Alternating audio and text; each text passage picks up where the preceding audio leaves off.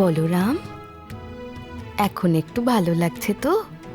হ্যাঁ মা, এখন একটু ভালো লাগছে। এই ওষুধটা খেয়ে নে, পুরো সুস্থ হয়ে যাবি। না মা, আমি কোনো ওষুধ খাবো না, ওগুলো খুব তেতো লাগে। আমার সোনা বাবা, ওষুধটা খেয়ে নে, না হলে তোর শরীর কিভাবে ভালো হবে। নে, হাঁ কর দেখি।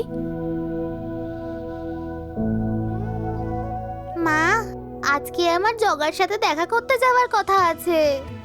না, ওনার সাথে আজ তুই দেখা করতে পারবি না।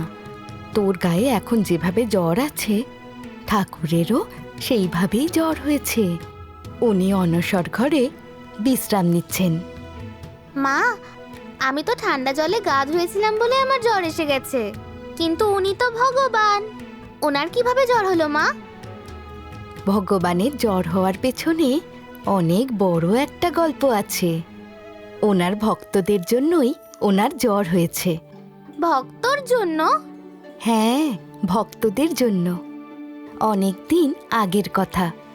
প্রভু জগন্নাথের একজন অনেক বড় ভক্ত ছিল। ওনার নাম ছিল শ্রী মাধব দাস।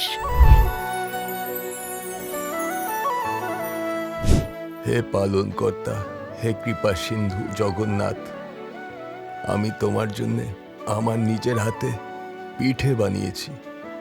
দয়া করে তুমি আমার হাতের তৈরি পিঠেটা গ্রহণ করে আমার ওপর কৃপা করো মহাপ্রভু, কৃপা করো। দেবী লক্ষ্মী, তুমি শুনতে পাচ্ছ? কি প্রভু? আমার ভক্ত মাধব দাস আমাকে খাবার খেতে ডাকছে। আমাকে যেতে হবে। প্রভু, তার মানে আপনি আজও আমার হাতে রান্না খাবেন না? তুমি দেখছো না আমার ভক্ত আমায় ডাকছে, আমি তাকে কিভাবে বারণ করতে পারি? দেবী কমলিনী, তুমি কি রাগ করছো? না প্রভু, আমি রাগ করব কেন? আমি জানি আপনি ভক্তদের ভালোবাসেন। যদি কোনো ভক্ত ভালোবেসে ডাকে আপনায়, আপনি নিজেকে একদম আটকাতে পারেন না। ঠিক আছে, তাহলে আমি এখন আসছি। না, দাঁড়ান প্রভু, আমিও যাব আপনার সাথে। দেবী লক্ষ্মী, আমি তোমাকে আমার সাথে কিভাবে নিয়ে যাব? আমি বরং এটা করতে পারি, আমি আসার সময় তোমার জন্য কিছু ভাগ নিয়ে আসব। ও, তাহলে ঠিক আছে, আপনার না আসা পর্যন্ত আমি অপেক্ষায় থাকবো।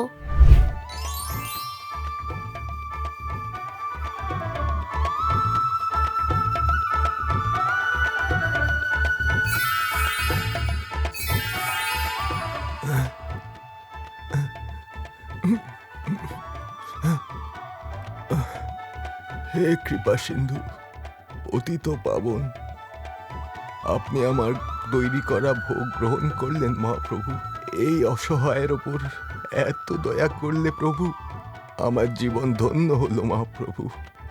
আপনাকে কোটি কোটি প্রণাম মহাপ্রভু, আপনাকে কোটি কোটি প্রণাম। এই অধমের প্রতি আপনি এত কৃপা রাখলেন মহাপ্রভু।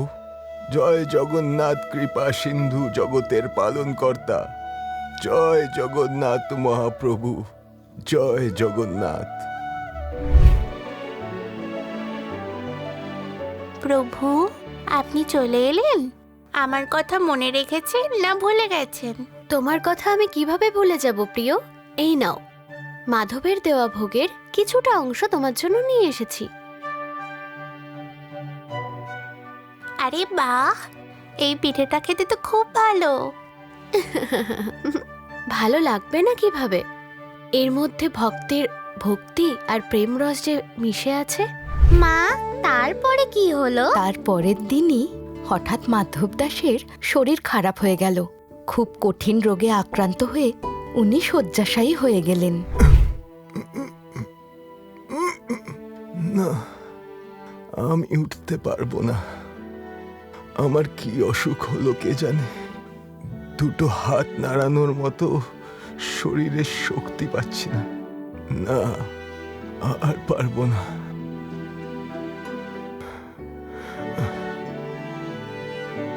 পণ্ডিত মশাই, আপনার শরীর এখন কেমন আছে? বাবা, তুমি কে? পণ্ডিত মশাই, আমি মক্করা।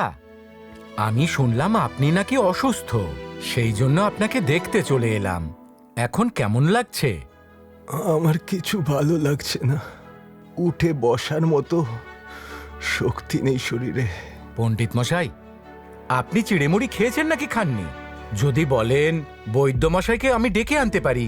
না না বাবা, আমি একা একা সুস্থ হয়ে যাব। আপনার জন্য কোনো খাবার এনে দেব নাকি? না না, আমি কিছু খাবো না। তুই তোর কাজে যা বাবা, কাজে যা। ঠিক আছে পণ্ডিত মশাই, আমি তাহলে এখন আসি। যদি কিছু দরকার লাগে আমাকে বলবেন। যে থাকার সে থাকবে, সবই তো জগন্নাথ দেবী দেখেন। যদি আমার প্রভুর আমার উপর কৃপা হয়, তাহলে সে নিশ্চিতভাবে আমায় সাহায্য করবে। না ঠাকুর, শরীর থাকা মানে রোগ তো হবেই। প্রভুকে বারবার ডেকে কেন আর ওনাকে বিরক্ত করব? না, আমি প্রভুকে বিরক্ত করতে পারবো না। না। প্রভু, কি হয়েছে? আপনাকে খুব চিন্তিত দেখাচ্ছে। আমার ভক্ত মাধব দাসের শরীরটা ভালো নেই, সে অনেক কষ্টে আছে। তাহলে আপনি ওনার কাছে যাচ্ছেন না কেন? কিভাবে যাব আমি? সে তো আমায় ডাকছে না। প্রভু, আপনি তো নিজেই বলেন, যখন কোনো ভক্ত আনন্দে থাকে তখন বিনা নিমন্ত্রণে যাওয়া উচিত নয়, কিন্তু ভক্ত যদি দুঃখে থাকে তার নিমন্ত্রণের অপেক্ষায় থাকা একদমই উচিত নয়। হ্যাঁ, এ কথা তো সত্যি, কিন্তু আমার ভক্ত চায় না যে আমি তার সেবা করি। আমি গেলে তার মনে দুঃখ হবে। প্রভু, আপনি তো রূপ পরিবর্তন করে যেতে পারেন, উনি জানতে পারলে তো দুঃখ করবেন। দেবী কমলিনী, তুমি সঠিক কথা বলেছ, আমি এটাই করব। প্রভু, আমিও আপনার সাথে যাব, আমরা দুজনে মিলে ওনার খেয়াল রাখবো। দেবী কমলিনী, তুমি কেন নিজে কষ্ট করবে? তুমি এখানেই থাকো, আমার ভক্তের সেবা শুশ্রূষা আমি নিজেই করব।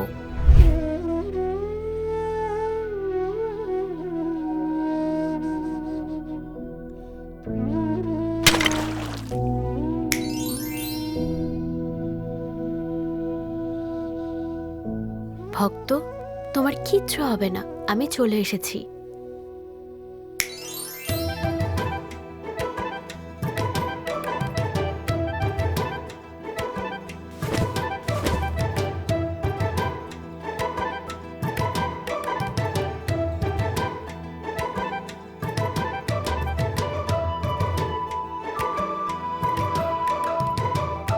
দাঁড়ান দাঁড়ান পণ্ডিত মশাই, তোমার শরীর ভালো নেই, এখন উঠবেন না। আচ্ছা, তুমি কে বলো তো? আমার সেবা করছো কেন? তোমার নাম কি? আমার নাম নীলমাধব। কাউকে কষ্ট পেতে দেখলে আমি সহ্য করতে পারি না, তাকে সেবা করতে চলে যাই। তুমি সত্যি বলছো? তোমার নাম নীলমাধব? আজ্ঞে পণ্ডিত মশাই, আমি সত্যি বলছি, আমার নাম নীলমাধব।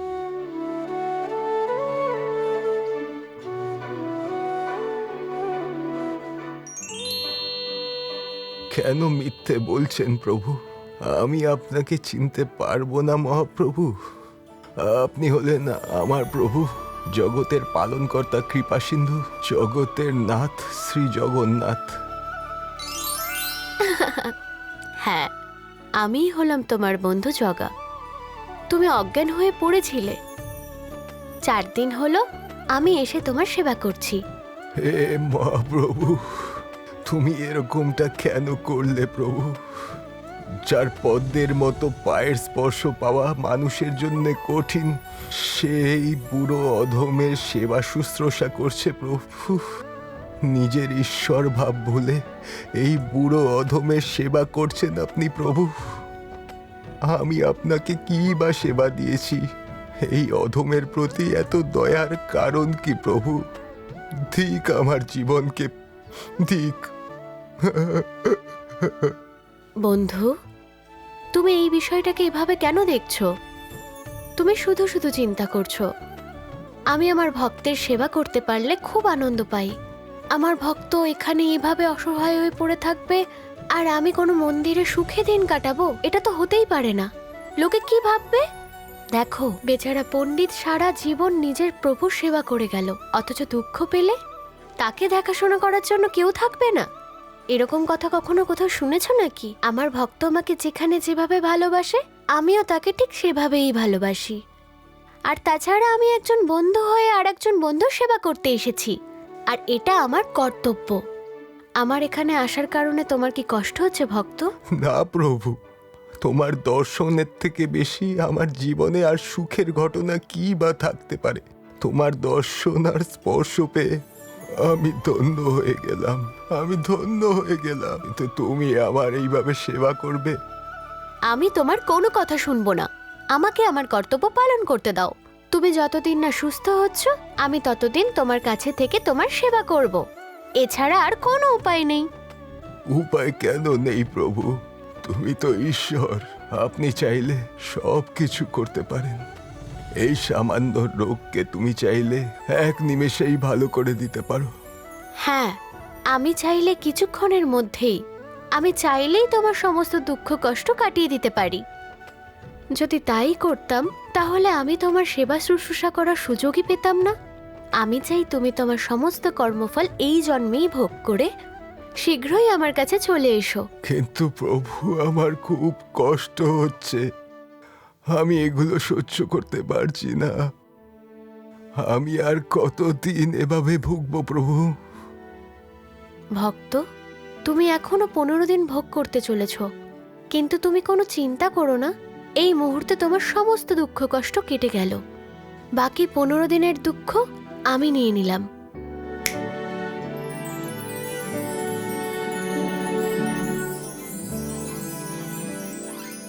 প্রভু, প্রভু, আপনি এটা কেন করলেন? ঠিক আমার জীবনকে, ঠিক আমার ভক্তিকে। ভক্ত, তুমি ব্যস্ত হয়েও না। আমি আমার ভক্তের জন্য সবকিছু করতে পারি। ভবিষ্যতে তোমার এই ভক্তি সমগ্র মানবকুলে উদাহরণস্বরূপ হয়ে থেকে যাবে। যা আপনার ইচ্ছে মহাপ্রভু।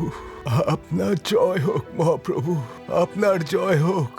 যুগে যুগে তুমি পতিত পাবন হয়ে এসেছো, হে আমার পরম পূজনীয় মহাপ্রভু। জয় জগন্নাথ। সেদিনের পর প্রতি বছরই প্রত্যেক জ্যৈষ্ঠ মাসের পূর্ণিমা তিথিতে মহাপ্রভুর জ্বর হয়। উনি অসুস্থ হয়ে গিয়ে পুরো 15 দিন উনি বিশ্রামে থাকেন। আচ্ছা, বুঝে গেছি। তাহলে এই কারণেই জগার জ্বর হয়। এবার তুই চোখ বন্ধ করে ঘুমো, আমি যাচ্ছি বাড়ির সব কাজ করতে।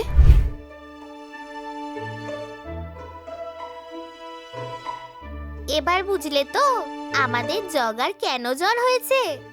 জগা তার ভক্তের জ্বর নিজের ওপর নিয়ে নিয়েছিল। জগার জ্বর কেন হয়েছে সেই কথাটা আমি জেনে গেছি, কিন্তু জ্বর কেমন করে ভালো হবে এই কথাটা কেমন ভাবে জানবো? হ্যাঁ, মুখ্য পণ্ডিতকে জিজ্ঞেস করলে সে নিশ্চয়ই বলতে পারবে। মুখ্য পণ্ডিত, আমাকে একটা কথা বলতে পারবেন? মহাপ্রভুর যখন জ্বর হয় সে তাহলে কিভাবে ভালো হয়? মহাপ্রভু স্নান পূর্ণিমার দিন থেকে বেশি স্নান করার ফলে আর তাই জন্য ওনার শরীর অসুস্থ হয়ে পড়ে। চতুর্থ মূর্তি অসুস্থ হয় অনশন ঘরে, 15 দিনের জন্য বিশ্রাম করে। তখন রাজবৈদ্যরা সবাই মিলে ওনার সেবা করেন, 10 মূল বেটে সেবন করান, ভেষজ তেল দিয়ে মালিশ করেন, আর মন্দিরের সব সেবকরা মিলে দিন রাত ওনার সেবা করে যায়। বিভিন্ন প্রকারের সেবা 15 দিন অবধি চলার পরে ঠাকুর আমাদের সুস্থ হন। আর সুস্থ হয়ে যাওয়ার পরেই চতুর্থ মূর্তি নিজের ভক্তদের দর্শন দেন। তারপর রথযাত্রায় ভাই বোন সবাই মিলে রথে চড়ে মাসির বাড়িতে যান। ওহো, এখন বুঝতে পেরেছি। বুঝতে পারলে তো? হ্যাঁ, এবার আমার সঙ্গে চলো, আমার একটা কাজ করে দেবে। টুকটুক, তুই বুঝতে পেরেছিস তো মহাপ্রভুর কি কারণে জ্বর হয় আর সে কিভাবে ভালো হয়ে ওঠে? বলি দিদি, তুমি কি ভেবেছো আমি গাধা বলে কিচ্ছু বুঝতে পারবো না? আমি সব বুঝতে পেরেছি। মহাপ্রভু আমাদের খুবই দয়ালু ঠাকুর। ভক্তের দুঃখ দেখতে না পেয়ে তার শরীরের জ্বর নিজের শরীরে নিয়ে নিলেন, আর সেই জন্য প্রভুর 15 দিন ধরে জ্বর থাকে। হ্যাঁ, তুই ঠিকই বলেছিস। মহাপ্রভুর মতন এত দয়ালু ঠাকুর পেয়ে আমি তো ধন্যই হয়ে গেছি। মহাপ্রভুর জয় হোক। যুগ যুগ ধরে মহাপ্রভু আমাদের সবার উদ্ধার করে এসেছে। এই রকমই আমাদের ঠাকুর। জয় জগন্নাথ। জয় জগন্নাথ।